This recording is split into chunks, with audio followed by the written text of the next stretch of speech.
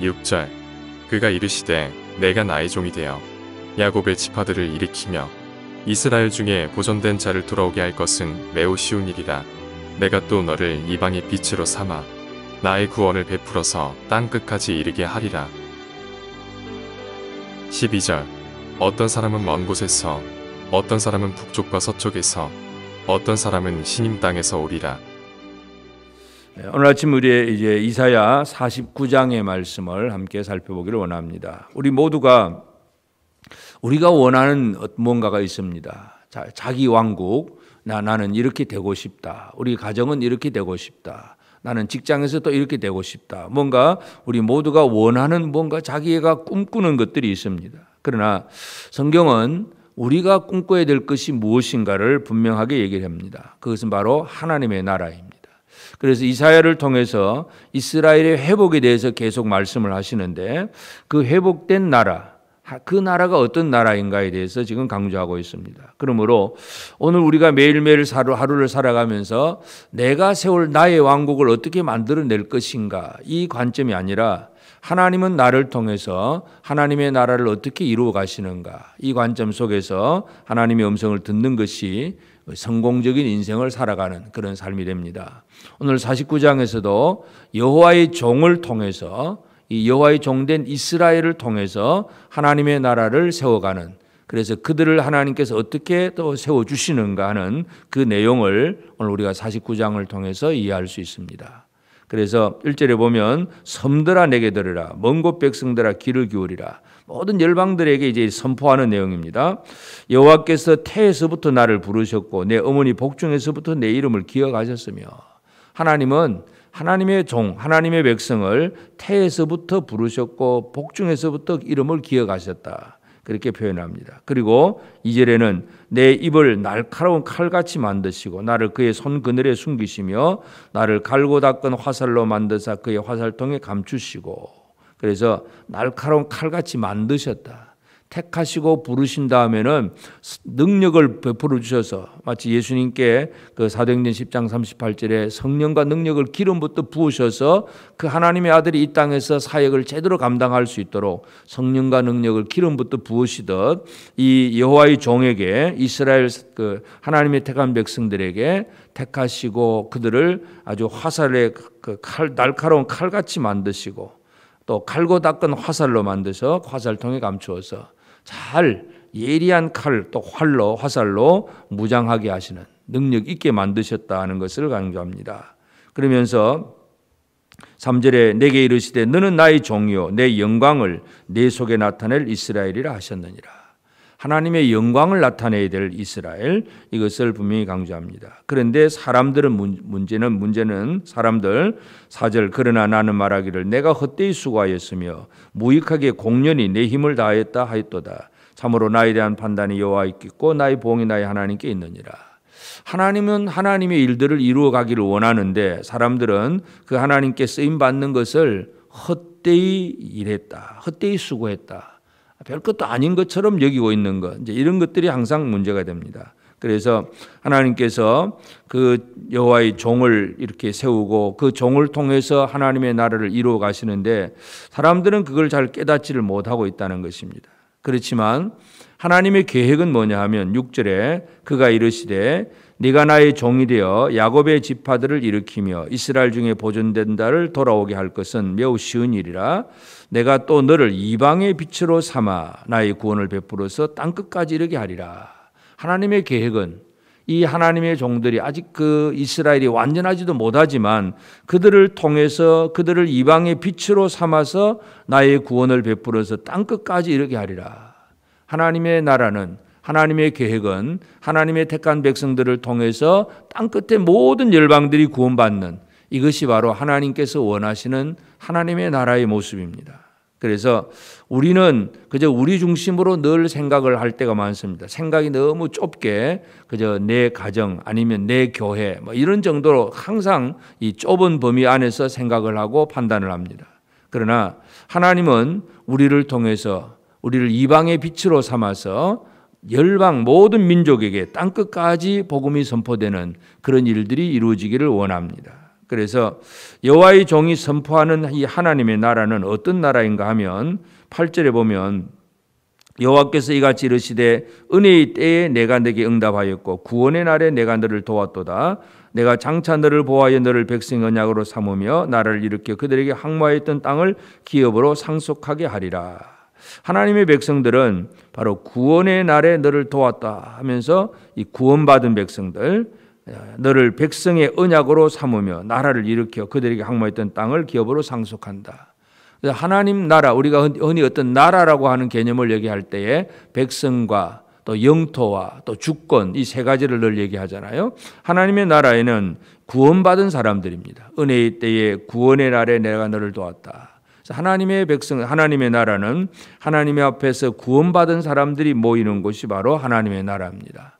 그래서 그 나라를 우리가 생각을 하면서 이루어가야 되고, 그 나라의 영토는 이제 이들을 구원하게 되면 하나님께서 그들을 이제 회복시키는 그 과정 속에서 그들을 구원할 때에 10절에 보면 그들이 줄이거나 목마르지 아니할 것이며 더위와 볕이 그들을 상하지 아니하리니 이는 그들을 긍휼히 여기니가 그들을 이끌되 샘물 근원으로 인도할 것임이라. 그래서 샘물 근원으로 인도한다. 줄이거나 목마름이 없습니다. 그래서 하나님 나라 영토의 특징이 바로 그것입니다. 하나님 나라 영토는 이 세상의 영토처럼 뭐 땅 따먹게 하는 그런 세상의 전쟁을 치르고 남의 나라 땅을 차지하는 이런 개념이 아니라 하나님 나라의 영토는 줄이거나 목마름이 없는 진정한 평강과 위로와 만족이 있는, 참 사도 바울처럼 자족할 줄 아는 그런 기쁨이 있는 그곳이 바로 하나님 나라의 영토입니다. 세상의 어떤 땅의 개념이 아니라 모든 사람들의 심령 속에 하나님으로 인한 기쁨과 만족이 있게 하는 것, 이것이 바로 하나님 나라의 영토이고, 또 그러면 하나님 나라의 주권은 또 하나님 나라의 영토를 이제 더 확장시키기 위해서 12절에 보면 어떤 사람은 먼 곳에서, 어떤 사람은 북쪽과 서쪽에서, 어떤 사람은 시님 땅에서 오리라. 그래서 하나님 나라 주권은 모든 세상에 다 미치게 됩니다. 그래서 여호와의 종으로 택함 받은 이스라엘, 또는 아니면 이 여호와의 종으로 이제 실제적으로 사역하게 될 그 메시아에 대한 예언, 아니면 오늘 이 시대에 우리가 하나님의 종으로서 하나님의 나라를 이루어 가야 될 그런 일들, 이것들을 우리가 다 이제 통칭으로 다 생각할 수 있겠는데, 그래서 우리가 이 하나님의 나라를 얼마나 어떻게 이루어갈 것인가. 하나님의 백성은 구원받은 백성이고 하나님 나라의 그 영토는 이 샘물 근원이 있는, 그래서 모든 사람이 기쁨과 만족을 누리는 그곳이고, 그 주권은 남쪽과 북쪽, 서쪽, 그리고 시님 땅에서도 오리라. 모든 곳에서 다 오게 하는, 이것이 바로 하나님 나라 백성, 그 하나님 나라의 특징인데, 그래서 이 하나님 나라 백성들을 향해서 하나님께서 자기 백성들을 구원하시면서 그들에게 주시는 그 은혜를 보면 14절에 오직 시온이 이르기를 여호와께서 나를 버리시며 주께서 나를 잊으셨다 하였거니와. 사람들은 하나님이 나를 버렸다고 그렇게 얘기를 합니다. 그런데 15절에 여인이 어찌 그 젖먹는 자식을 잊겠으며 자기 태에서 난 아들을 긍휼히 여기지 않겠느냐. 그들은 혹시 잊을지라도 나는 너를 잊지 않는다. 여자는 그저 자기 태에서 난, 어머니는 아들을 잊어버린다고 할지라도 나는 결코 너를 잊지 않겠다. 16절에 내가 너를 내 손바닥에 새겼고 너의 생벽이 항상 내 앞에 있나니. 하나님은 자기 백성을 절대로 잊어버리지 않는다는 것입니다. 사람은, 자기 아들은 잊어버릴 수 있을런지 몰라도 하나님은 결코 자기 백성을 잊어버리지 않겠다고 분명히 말씀을 합니다. 그리고 그 자녀들을 다 이제 잊지 않고 그들에게 은혜를 줄 때에 18절에 보면 내 눈을 들어 사방을 보라. 그들이 다 모여 내게로 오느니라. 나 여호와가 이르노라. 내가 나의 삶으로 맹세하노니 내가 반드시 그 모든 무리를 장식처럼 몸에 차며 그것을 띠기를 신부처럼 할 것이다.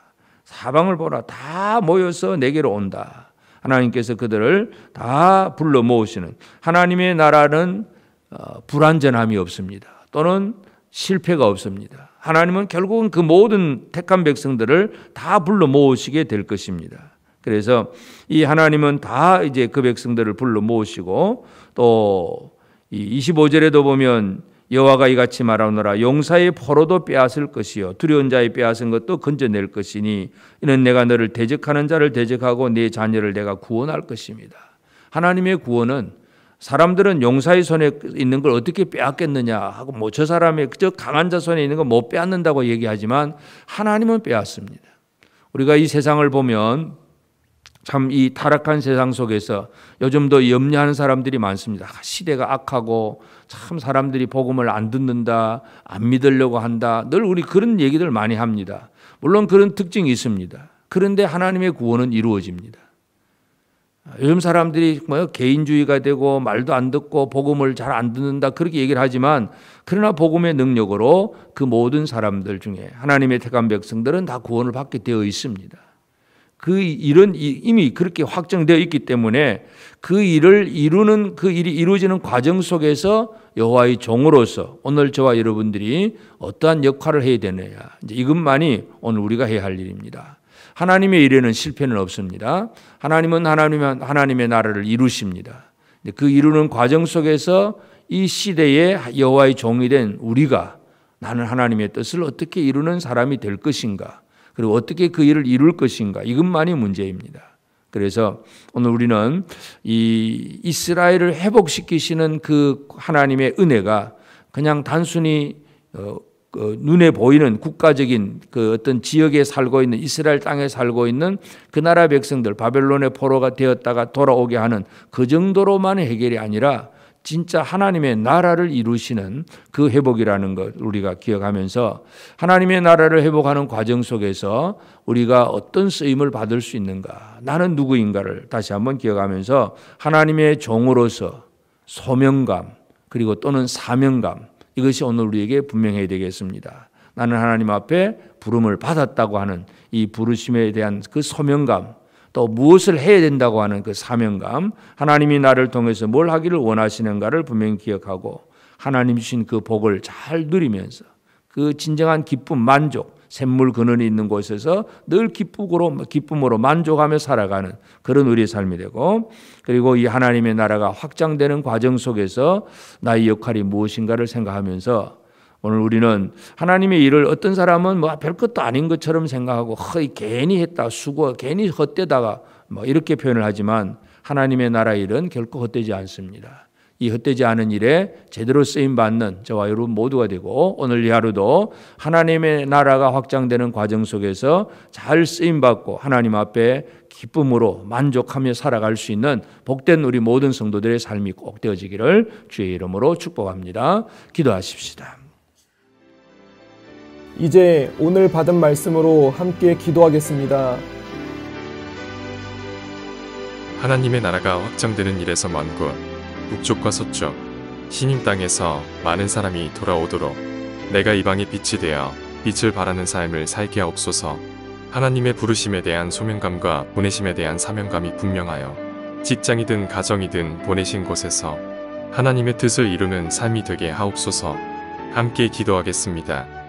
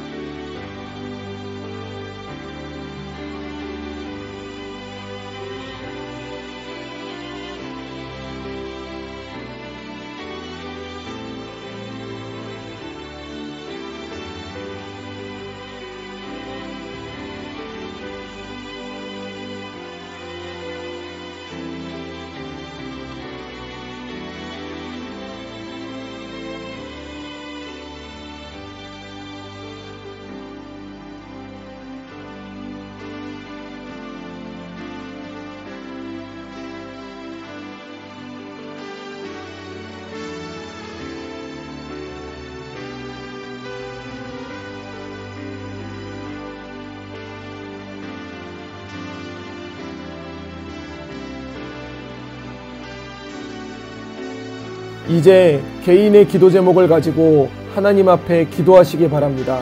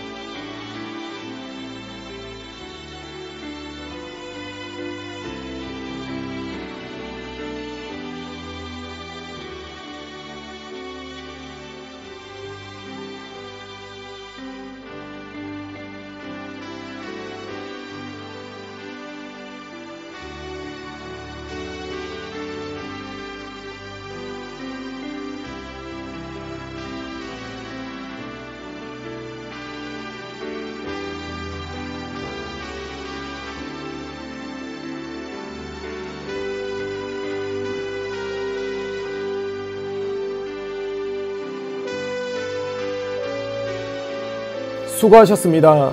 오늘도 하나님의 인도하심 가운데 승리의 하루를 보내시는 우리 재건부평교회 모든 성도님들이 되시기를 주님의 이름으로 축복합니다.